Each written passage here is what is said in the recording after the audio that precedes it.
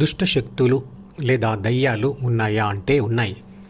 కానీ అవి కూడా ప్రస్తుత సమాజంలో అందరూ అనుకునే విధంగా లేవు. అంటే తోకలు ఉండి గాలిలో ఎగురుతూ చెట్ల మీద నిద్రపోతూ లేదా పాడుబడ్డ బిల్డింగ్లలో ఉంటూ జ్ఞాపక శక్తి కలిగి ఉండి ప్రతీకారం తీర్చుకునే దయ్యాలు లేవు. దయ్యాలకు జ్ఞాపకాలు ఉండాలంటే మెదడు ఉండాలి. మెదడు పనిచేస్తూ ఉండాలంటే దానికి రక్త సరఫరా కావాలి. రక్త సరఫరా కావాలంటే గుండె ఉండాలి. ప్రతీకారం తీర్చుకోవాలంటే ఆత్మశక్తి లాంటి ఒక శక్తి కూడా ఉండాలి. అవన్నీ ఉంటే అది మనిషిగానే కనబడుతూ ఉంటుంది.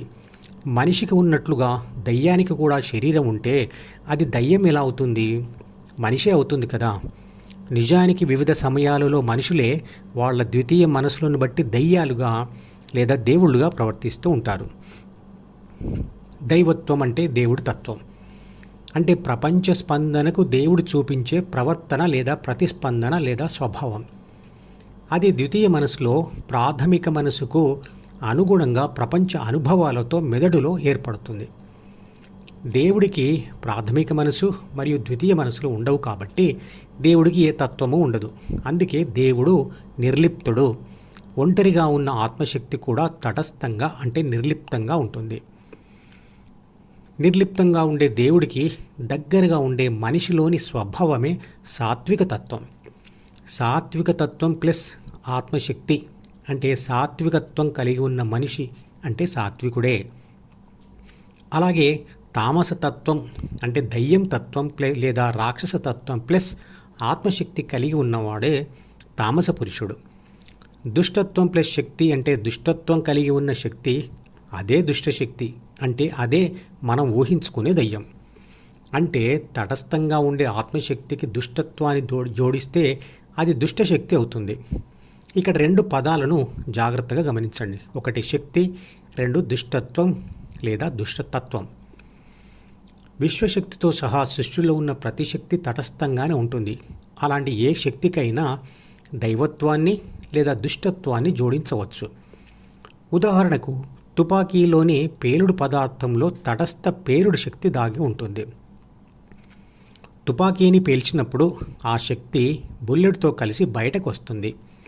బుల్లెట్లో ఉన్న ఆ శక్తికి ఒక దిశను ఇస్తే బుల్లెట్ ఆ దిశలో వెళ్ళి ఎదురుగా వచ్చిన దేనినైనా చీల్చుకుంటూ వెళ్తుంది.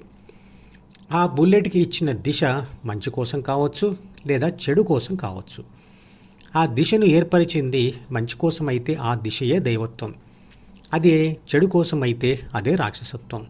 ఆ తత్వాలకు అనుగుణంగానే బుల్లెట్ మంచి లేదా చెడు పనులు చేస్తుంది. ఆ బుల్లెట్ ఒక వ్యక్తిని కాపాడవచ్చు లేదా హత్య చేయవచ్చు. ఆ దిశను ఇచ్చింది ఎవరు? గురి చూసి తుపాకీ పేల్చిన వాడి ద్వితీయ మనసు యొక్క డీలోని దైవత్వ లేదా రాక్షసత్వ సమాచారం మరియు కోరికలు. చిత్రపటం గమనించండి.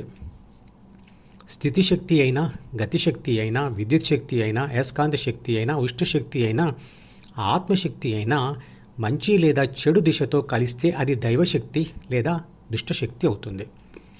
ఇంతకుముందు వీడియోలో డిఈఎఫ్ దారిలో ఉండే డిని రాక్షస దారి చూపించే డెవిల్ అనుకున్నాం కదా. మరి డిలో దైవత్వం ఎలా ఉంటుంది? ఇక్కడ సాత్వికత్వమును అంటే కనిష్ట స్థాయిలో ఉన్న 6 గుణాలను దైవత్వం అనుకుందాం. భగవద్గీత చెబుతుంది డి అనేది రాక్షసత్వం మరియు దైవత్వం అంటే గరిష్ట మరియు కనిష్ట స్థాయిలో ఉన్న 6 గుణాలను సూచించే 2 చివరలు కలిగి ఉన్న స్కేల్ లాంటిది. 0% రాక్షసత్వం అంటే 100% దైవత్వం.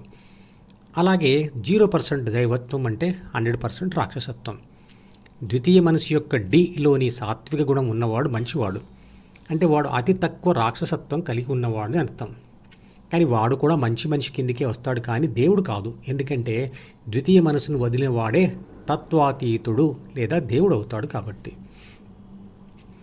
ఆత్మశక్తి, దైవత్వము లేదా సాత్విక తత్వం పొందాలన్నా, రాక్షసత్వం పొందాలన్నా ద్వితీయ మనసు తప్పకుండా ఉండాలి. ఆ మనసు ఏర్పడడానికి మెదడు ఉండాలి. మెదడు ఉన్నదంటే దానికి రక్త ప్రసరణ ఉండాలి, అందుకు గుండె ఉండాలి, అందుకు మిగతా శరీరం అంతా ఉండాలి. అప్పుడు అది అదృశ్య శక్తి కాలేదు, అది కనబడుతున్న మనిషే అవుతాడు. దైవత్వం లేదా రాక్షసత్వం రెండూ కూడా ఏదో ఒక తత్వంతో ఉన్న ఆత్మశక్తినే సూచిస్తాయి. కాబట్టి అదృశ్యంగా ఉండే దయ్యాలు, ఆత్మలు చెట్టు మీద ఉంటాయి, పాడుబడ్డ బిల్డింగ్లు ఉంటాయి, పగ తీర్చుకుంటాయి అనే విషయం కరెక్ట్ కాదు. కాబట్టి ద్వితీయ మనసు లేని దేవుడు పూజిస్తే వరాలిస్తాను అనలేడు, పూజ చేయకపోతే శాపాలు పెడతాను అని కూడా అనలేడు. ఎందుకంటే మాటకు మూలం భావం, అది ఉండేది ద్వితీయ మనసులోనే కదా. ఈ మధుపదం యూట్యూబ్ ఛానల్ వీడియోని సబ్స్క్రైబ్ చేసి గంట గుర్తును నొక్కి ఆల్ని సెలెక్ట్ చేసి ప్రతిరోజు యూట్యూబ్ ఓపెన్ చేసి అడుగున ఉన్న సబ్స్క్రిప్షన్ బటన్ నొక్కితే అన్ని లేటెస్ట్ వీడియోలు చూడవచ్చు.